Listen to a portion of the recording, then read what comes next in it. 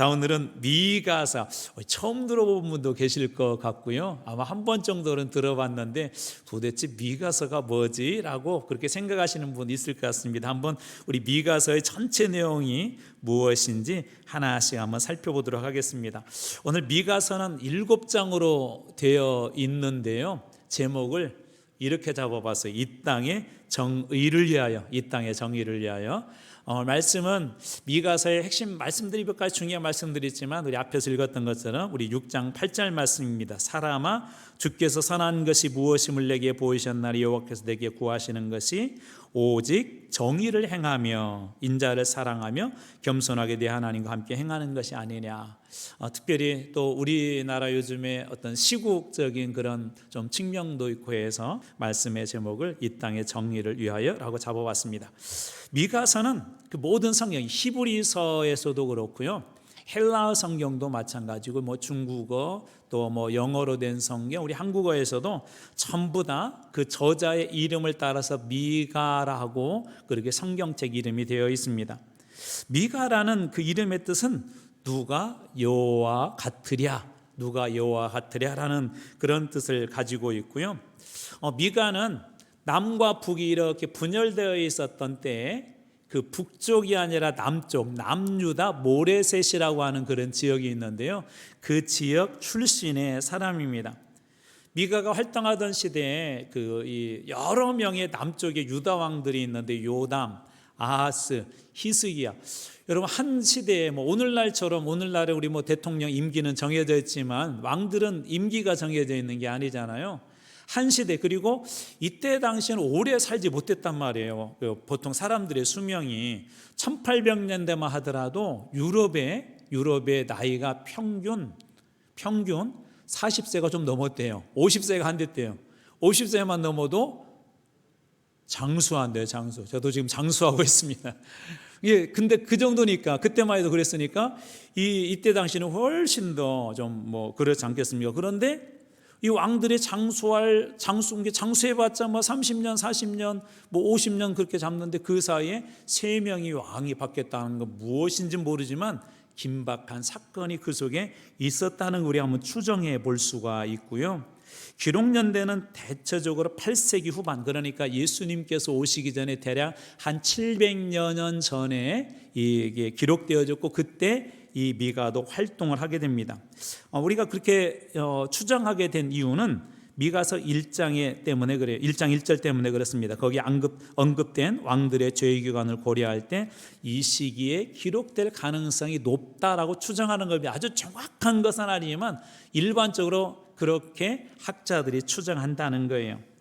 기록 목적은 이스라엘과 남과 북이 나눴다고 그랬었어요. 우리 통일 왕국 시대가 있었고 솔로몬 이후에 나라가 2개로 이렇게 나뉘었죠. 나라가 2개로 이렇게 나뉘었을 때 남과 북쪽 우리가 북이스라엘, 남쪽을 남유다라고 이렇게 부르는데, 이스라엘과 유다의 죄악을 지적하고 심판을 경고하기 위하며 선지자들은 1차적으로 심판을 해요. 심판. 그렇게 하다가는 죽는다라고 그렇게 심판하죠. 두 번째로 하나님의 공의와 자비. 그럼에도 불구하고 하나님은 죄에 대해서 이렇게 분명히 구분을 하세요. 죄가 아닌 것과 그 다음에 죄가 맞는 것.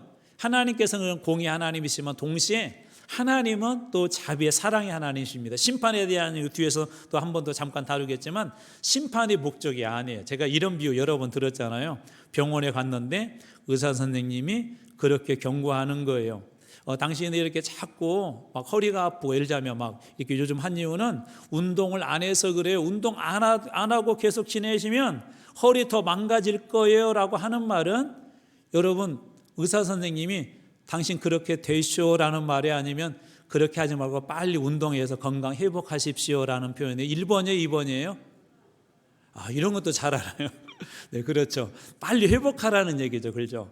그러니까 우리가 심판에 대한 이야기를 나쁘게 생각하면 안 돼요. 하나님께서 그렇게 가면 너희들 큰일 나. 하나님은 공의로운 분이시기 때문에 이 악을 분명히 심판하세요. 그러나 하나님은 또 어떤 분이세요? 어떤 그런 죄악 속에 있다 할지라도 하나님은 돌아온 모든 분들을 품죠. 자비 하나님이시죠. 또 세 번째로 중요한 건 우리가 뒤에서 말씀 한 절 보겠지만 바로 이 성탄절과도 관련 있는 아주 중요한 말씀이 등장합니다. 그래서 메시아의 오심과 그분의 통치에 대해서 예언을 해요. 우리 선지자라고도 하지만 보통 예언자, 선지자들이 하는 일 중에 하나는 뭐냐? 예언이거든요. 장차 되어질 일에 대한 예언을 하는데 바로 장차 오실 메시아와 그분의 통치에 대해서 예언을 하고 있고요. 또 백성들에게 회개와 소망, 아까 심판한다는 것은 뭐냐면 회개를 촉구하는 것이고 동시에 그럼에도 불구하고 여러분들이 돌아오면 하나님께서 살려줄 것입니다. 소망을 동시에 전합니다. 이 선지서들의 메시지는 이 두 가지가 다 들어가 있어요.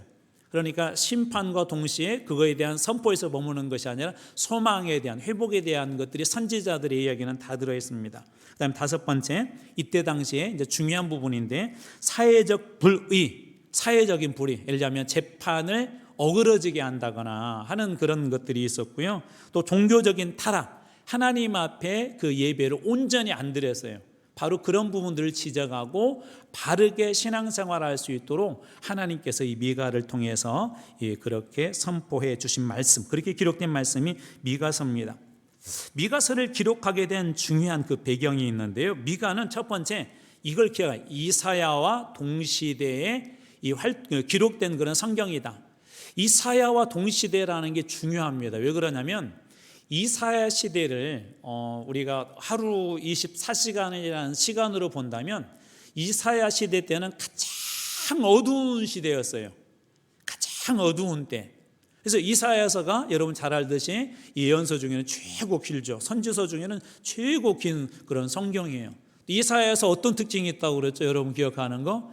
신약과 구약의 모습을 그대로 담고 있다고 그랬죠. 그래서 총 66장으로 되어 있고요. 앞에 39장까지는 구약의 구약 성경처럼, 그리고 40장부터는 이제 신약 성경처럼, 그래서 이사야서는 특별한 성경입니다. 그런데 그때가 가장 실은 영적으로는 암울한 때였어요. 그러니까 영적으로 암울하던 때에 미가가 활동했다는 건 동일한 그런 배경이겠죠. 자, 그래서 아수르의 위협이 고조되는 시기였었고 그때 그런 예언 사역을 행했고 이스라엘과 유다의 사회적 종교적 타락이 아주 심했던 때다라고 기억하시면 됩니다. 그래서 이사야와 연결시키시고 그렇기 때문에 사회적으로 종교적으로 타락이 아주 심했던 때다. 그래서 이사야서의 특징을 보면은 심판과 구원의 메시지가 교차돼요. 앞에 설명했어요. 심판에 대한 이야기만 하는 것이 아니라 구원에 대한 이야기를 의사 선생님이 이렇게 진단만 해서 이렇게 가면 큰일 납니다라고 그렇게 끝나지 않고 이렇게 하면 회복이 됩니다라고 그렇게 구원의 메시지도 전하죠. 두 번째로 사회적 불의에 대한 강력한 비판을 해요. 사회에 대한 불의, 그런 부분에 대해서 여러분 교회가 우리 정교 분리의 그런 원칙들이 있지만 교회들이 사회가 불의할 때 어떻게 해야 될까요? 침묵하는 게 옳은 걸까요? 아니면 이럴 때 교회도 소리를 내야 할까요? 그런 것에 대한 답이 오늘 말씀에서도 좀 찾아볼 수 있지 않을까라는 그런 생각이 듭니다. 이게 좀 사실은 좀 민감하죠. 과연 목회자가 정치에 참여하는 게 옳은가? 교회가 정치에 어떤 영향력을 미치는 게 옳은가? 어떤 기준선이 좀 필요할 것 같아요. 어떤 부분들이 필요할 것 같습니다. 한번 그런 부분들도 고민하게 하는 성경이 바로 이 미가서입니다. 세 번째로 메시아의 탄생지, 메시아가 어디에 탄생할 것이다. 그리고 그분의 통치에 대한 구체적인 예언을 포함하고 있어요. 이사야서도 그렇죠. 이사야서도 특별히 메시아에 대한 예언이 많이 나오고 예수님께서 이사야에 대한 그 이사야서 말씀을 많이 인용을 하는데 이 미가 역시도 그래서 아까 어떤 때라고 그랬죠? 이때 당시가 이사야와 동시대이기 때문에 가장 암울한 시대, 가장 힘든 시대. 그럴 때일수록 이스라엘은 유대는 늘 어떤 사상이 막 올라오냐면 메시아 사상, 메시아에 대한 그런 기대 사상, 희망 사상들이 많이 올라옵니다. 바로 그런 희망의 메시지들이 이 속에 들어 있습니다. 이사야처럼. 그다음 네 번째로 문학적으로 여러 가지, 이제 이것은 좀 뭐 학자들이 볼 때 우리 이런 것을 여러분이 하나 고려를 하셔야 돼요. 예를 들자면 우리 시의 형식도 우리나라하고 외국하고 좀 다르죠. 일본에 또 특별한 그런 시의 형식이 있더라고요. 뭐 7자, 5자인가 제가 지금 기억이 안 나. 예전에 한번 여러분들에게 뭐 소개해서 비슷한 이런 거에게 뭐 가슴이 이렇게 뛰어서 뭐 사랑인 줄 알았더니 부정맥이었더라. 그런 시 한번 들어보셨죠? 그게 일본의 독특한 시의 형식이거든요. 근데 우리나라 사람들한테 이게 감흥이 잘 안 와요. 우리나라 사람들에게는 마찬가지로 원어로 이렇게 보면은 이게 정말 문학적으로 정말 뛰어나구나, 어떤 막 운율이 있거나 그런 걸 알 수가 있는데, 우리나라 성경에서는 잘 알 수는 없지만 학자들이 원어를 이렇게 연구해 본 결과 그렇다는 게, 문학적으로도 뛰어난 여러 가지 표현과 수사법을 사용하고 있다라고 보시면 됩니다. 전체적인 구조는 되게 비슷해요. 선지자들 첫 번째는 심판에 대한 선언을 해요. 심판. 그래서 이스라엘과 유다에 대한 심판 1장 1절에서 2장 13절까지고요. 두 번째로는 하나님이 회복에 대한 약속을 하세요. 회복.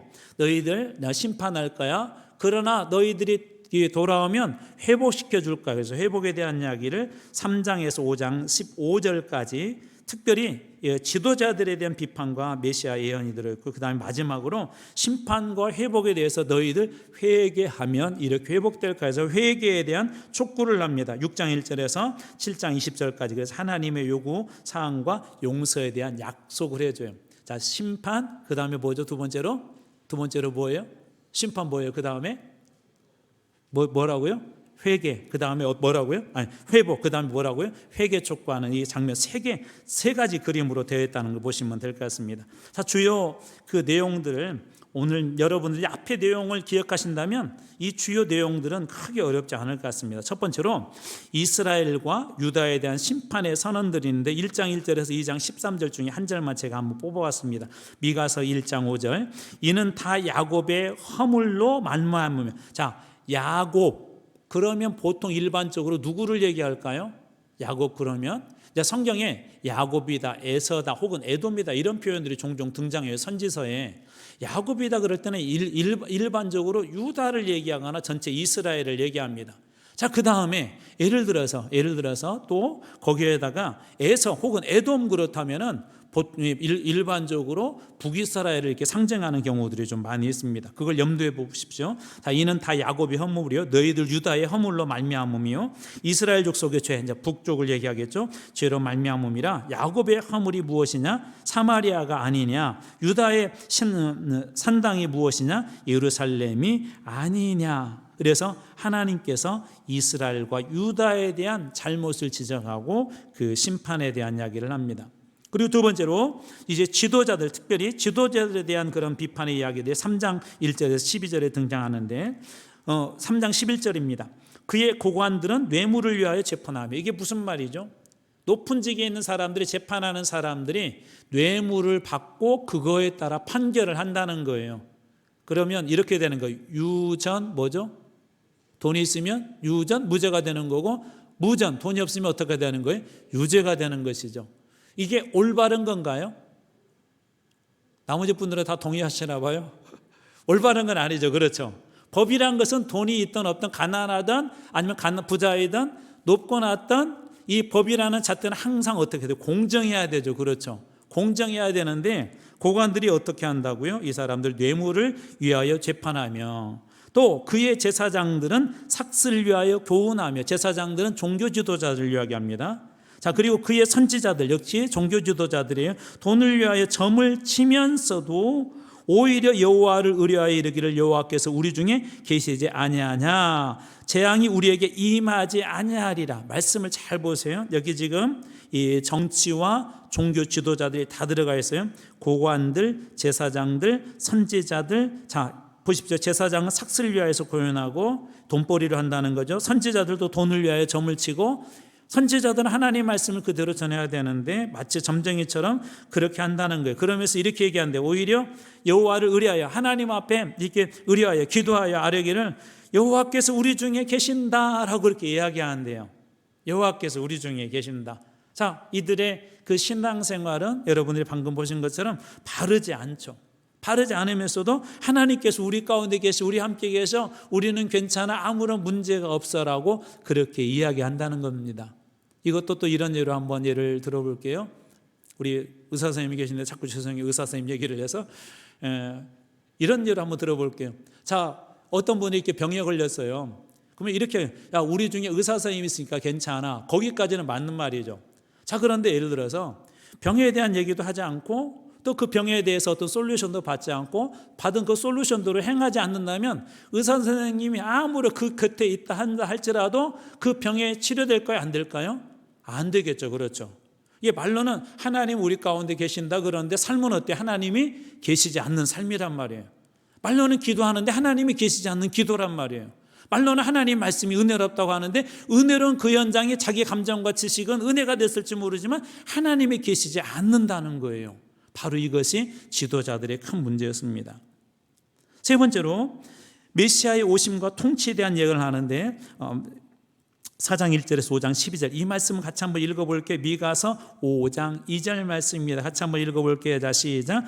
베들레헴 에브라다야 너는 유다 족속 중에 작을지라도 이스라엘을 다스릴 자가 내게서 내게로 나올 것이라 그의 근본은 상고의 영원에 있느니라. 이 말씀은 누구와 연관된 말씀일까요?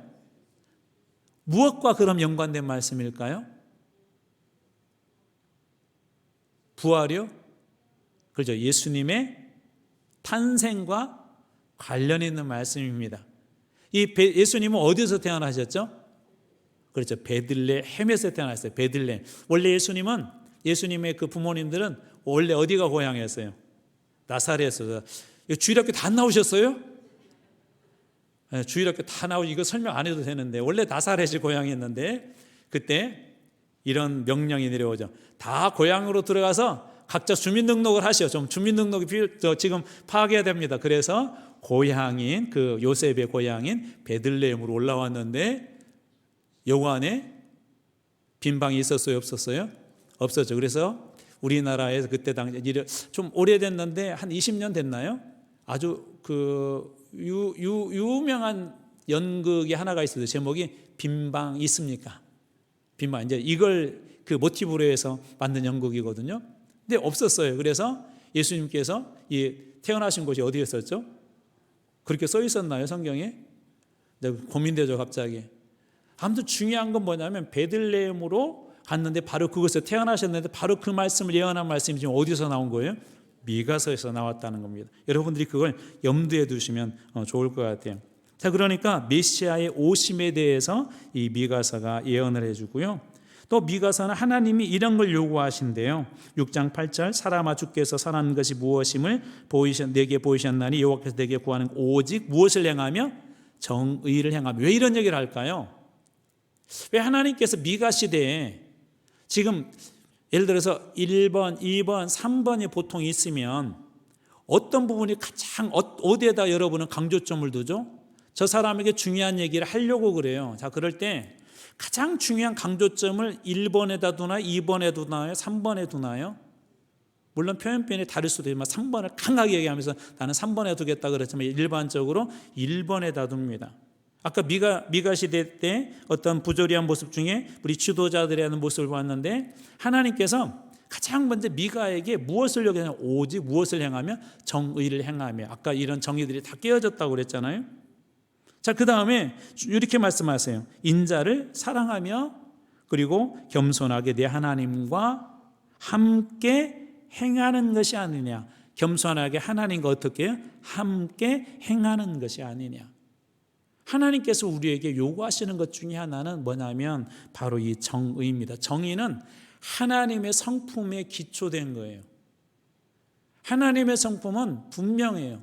죄에 대해서는 하나님은 심판하시지만 또 하나님은 어떤 분이냐면 그 죄에 대해서도 용서하시는 분이죠. 그러나 분명한 사실은 뭐냐면 마지막 때가 되면 우리는 하나님의 공의 앞에 다 서게 됩니다. 무슨 얘기냐면 하나님은 공의로운 분이시기 때문에 우리 각자를 다 제세해요. 첫 번째로 이 사람이 구원 받을 만한 사람인가 그렇지 못한가 될 것이고, 두 번째로 하나님은 구원 받는다면 이 사람이 얼마만큼의 그런 상금이 있는가 될 상급이 있는가 될 것이고, 하나님 그 모든 것들을 다 재실 거예요. 이 세상의 저울들은 오류가 나서 조금 잘못 재어질 수도 있고, 오류가 나서 혹은 우리가 조작을 해서 어느 쪽에 힘을 실어줄 수 있지만 하나님의 저울 앞에서는 어느 누구도 숨길 수가 없습니다. 여기 계신 분 중에 그런 경험을 하신 분이 계실지 모르겠어요.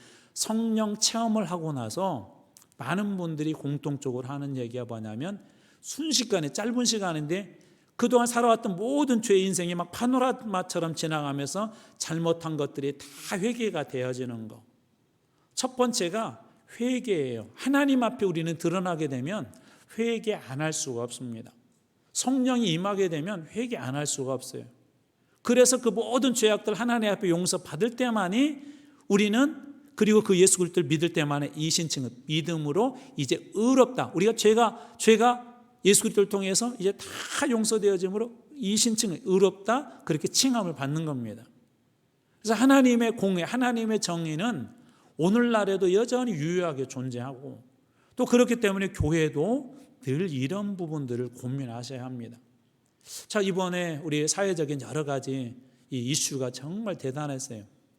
저는 참 이런 거 볼 때마다, 저도 그 아리스토텔레스가 그랬나요? 인간은 정치적인 존재다, 그런 얘기예요. 누구나 다 정치적인 그 색깔들이 있어요. 보수냐 진보냐는 색깔이 있고, 진보 중에서도 좀 옅으냐 짙으냐 아주 짙으냐, 보수 중에서도 옅으냐 아주 그런 것들이, 저는 이런 것도 필요하다고 보거든요. 다양성들이 우리 사회 내에서 존재되어서 잘 어울릴 때 그게 좋은 나라라고 생각해요. 그런데 가장 위험한 게 뭐냐면요, 극으로 가는 건 아주 위험합니다.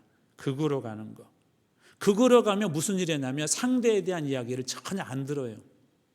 포용이 되어지고 이해가 되어지고, 그럴 수도 있겠구나, 진보 쪽에서도 보수 쪽에서 그럴 수도 있겠구나, 그런 부분을 받아주면서 같이 어울려서 가야 되는데, 그래서 이번 일 이렇게 보면서 가장 저는 개인적으로 염려스러운 일이, 이렇게 보수와 진보가 더 멀어졌다라는 느낌이 들어요. 그런 일을 조장하는 분들이 계세요. 여러분, 절대 그런 정치에는 동조하시면 안 돼요. 그건 정의가 아니에요. 한쪽으로 깊이 막 하나님을 얘기하고요, 주님의 이름으로 찬양을 하고요, 주님의 이름으로 간절히 기도한다 할지라도 완전히 배제된 그런 정의는 없어요. 그런 공의는 없어요.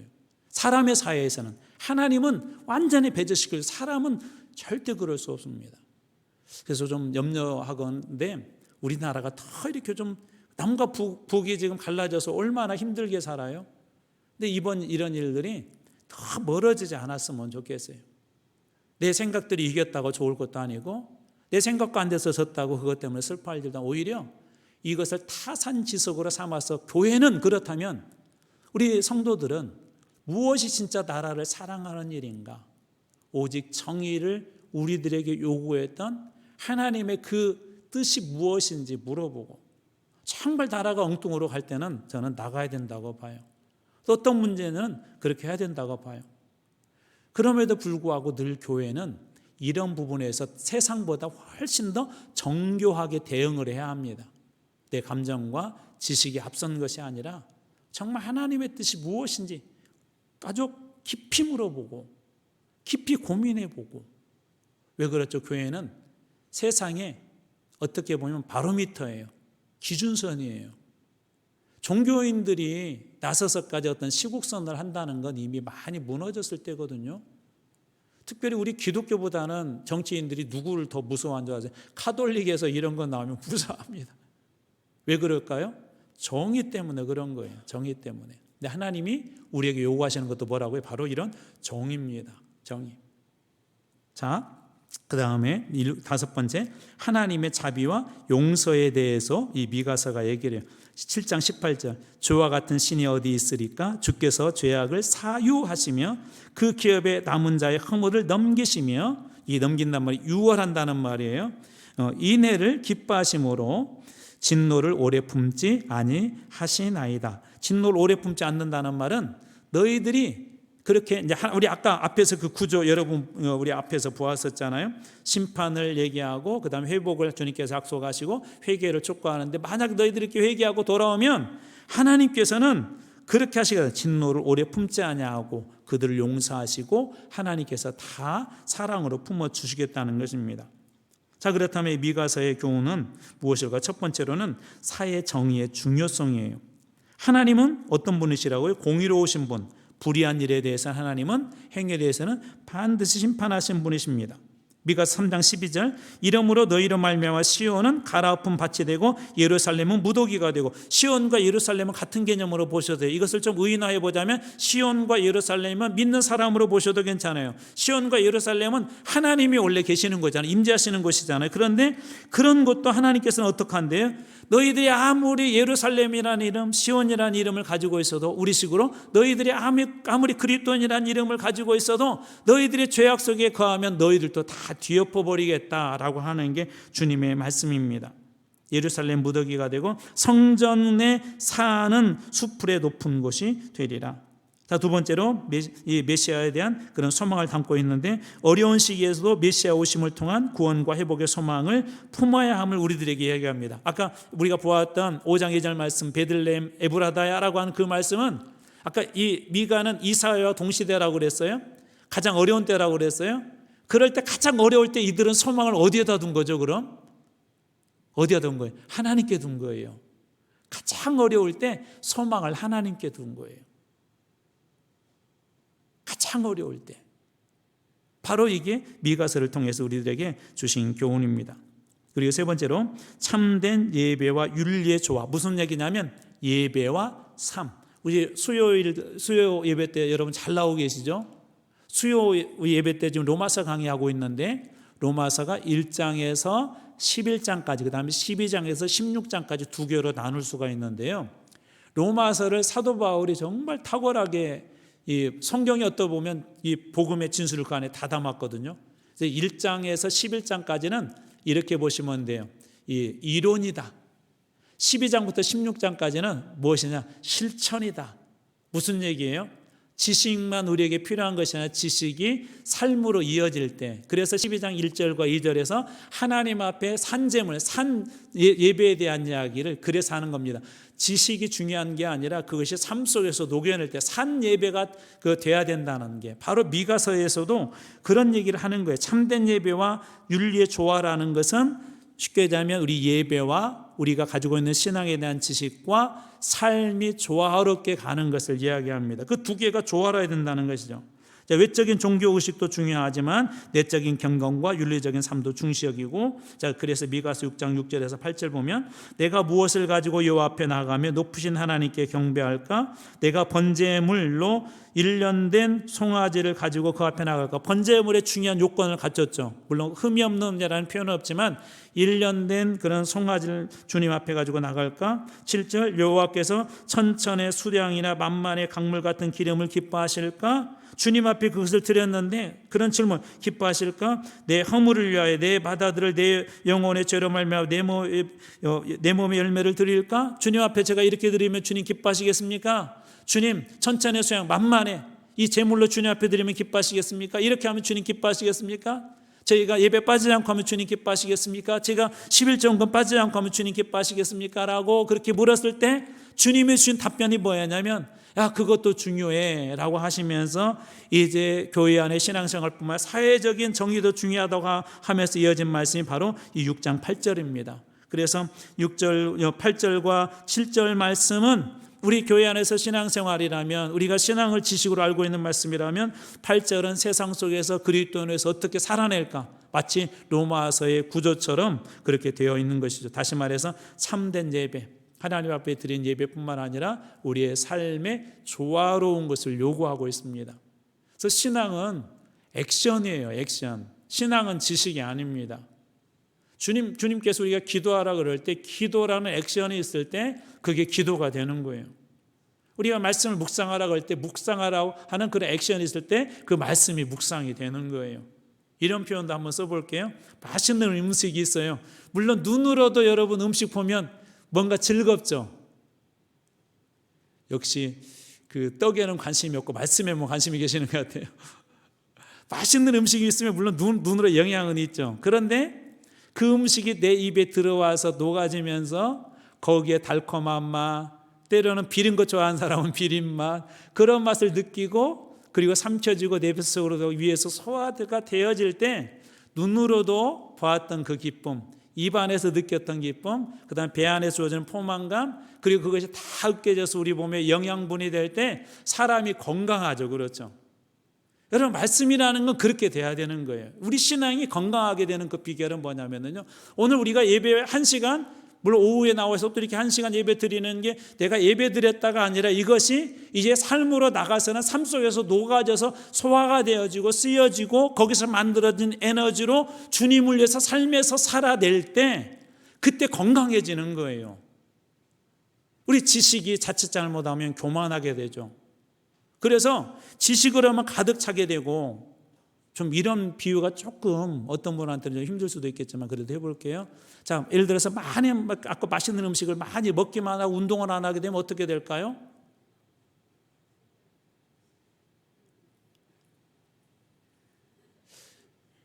오늘 꿀을 드셨나요? 반응이 안 좋으시네. 자, 음식을 늘 먹기만 하고 운동을 안 하면 어떻게 될까요? 자, 이렇게 설명해. 건강에 무리가 올까요, 안 올까요? 오죠. 그렇죠. 음식을 잘 먹는 것도 중요하지만 그다음부터 뭐 그만큼 잘 운동을 해는 거예요. 요즘 운동 막 진짜 열심히들 하시더라고요. 요즘 뭐 이렇게 뛰는 것도 이렇게 막 모집해서 뛰더라고요. 막 모르는 사람들끼리. 왜 그렇죠? 잘 먹는 것도 중요하지만 잘 운동을 해야 몸의 건강을 유지한단 말이에요. 말씀을 우리가 늘 배우고 훈련하고 예배 드린다는 건 어떻게 우리가 잘 먹는 거예요. 삶 속에 나아가서 그 말씀을 녹여내고 영적인 에너지를 삶 속에서 쏘아부들 내어놓을 때 그때 우리의 신앙이 건강해지는, 그래서 한 주간 동안 고민하셔야 돼요. 은혜는 다 달라요. 똑같이 성경 한 장을 읽어도요, 하나님께서 여러분 각자에게 맞는 솔루션을 줘요. 받는 은혜가 달라요. 설교 1시간을 들어도 모든 분들이 한 문장에서 은혜 받는 게 아니에요. 한 단어가 할 수도, 한 문장일 수도 있고, 사람마다 다들 왜 은혜 주일까요? 여러분들에게 영적인 영양분이 됐다는 거예요. 그럼 어떡해요? 삶 속에서 녹여내는 거예요. 그렇게 할 때 내 삶이 건강해지는 거예요. 어느 날 기도에 대한 얘기를 들었는데 기도에 대한 부담감이 왔어요. 문득 생각이 나. 맞아, 이 문제 놓고 내가 기도해야 되는데 그동안 기도 못했어라고 하는, 그럴 때 하나님 감동 주실 때가 있어요. 무엇하라는 거죠? 기도하라는 것이죠. 그때 주님께 주셨던 그 감동 붙잡고 기도의 자리에 가서 몸부림치고 기도하고, 그럴 때 하나님께서는 때로는 뜨거운 눈물을 주시기도 하고, 때로는 울부짖는 기도를 주시기도 하고, 때로는 절규하는 그런 통곡의 소리를 우리 가슴에, 입술에 하나님께서 부어주세요. 그럴 때 그 기도가 뜨거워지고 그 기도가 능력 있게 되는 거예요. 예배라는 것은 그래서 어디로 해요? 삶으로 이어지셔야 돼요. 말씀이라는 건 어디로 해요? 삶으로 이어지셔야 돼요. 그래서 늘 고민하세요. 여러분 묵상할 때도 마찬가지고 주일 말씀 들을 때도 하나님, 제가 한 주간 동안 삶에서 녹아낼 말씀 붙잡게 해주세요. 그리고 그 말씀들 한번 부딪혀 보는 거예요. 감동 주신 대로 한번 해보는 거예요.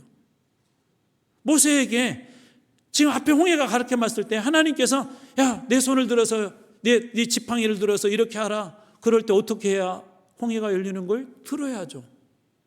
하나님의 약속의 말씀이 있어도 약속의 말씀 가운데 거하지 않는데 어떻게 그 말씀이 이루어져요? 하나님께서 우리 교회에 분명히 은혜 주실 타이밍이 있다고 봐요. 저는 그 일에 여러분들이 쓰임받기를 주님으로 축원합니다. 주의 교회를 위해서, 하나님 나라를 위해서, 이 땅에 주님께서 우리에게 주신 그 은혜를 위해서 주님께서 쓰시고자 할 때 누가 그 일에 쓰임받겠어요? 주님의 음성을 들을 줄 알고 그 삶 속에 녹여낼 줄 아는 분들이 그렇게 할 거예요. 제가 40주년 그러니까 어떤 분들은 별거 있겠어? 그분들은 별거 있겠어? 그렇게 끝날 거예요. 그러나 어떤 분들은 기대하실 거예요. 저는 정말 기대해요. 하나님이 어떻게 일하실지 정말 몰라요. 여러분 성경 인물들 보십시오. 잘나서가 아니에요.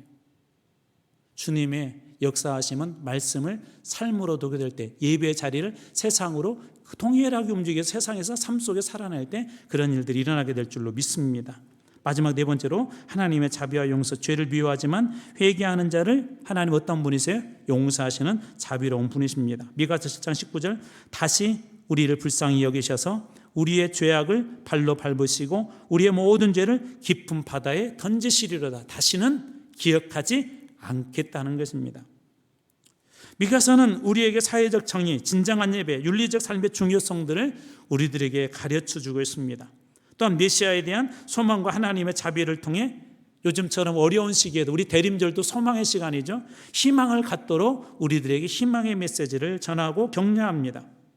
우리는 이 교훈들을 일상에 적용하고 또 정의를 우리 일상에서 행하고 주님을 사랑하고 겸손히 하나님과 동행하는 삶을 삶 속에서 달아나게 될 때 이를 통해서 하나님의 뜻이 하늘에서 이루어진 것 같이 땅에서도 이루어지는 일들을 경험하게 될 것입니다. 여러분, 이 미가서 오늘 짧은 시간 동안 했지만 오늘 이 내용들이 여러분들 삶 속에서 한번 녹아내려서 한번 정의라는 단어만 하나만 가지고도 삶 속에서 내가 어떻게 정의를 실현할 수 있을까라고 한 주간 한번 실천해 보면 어떨까요? 기도하겠습니다.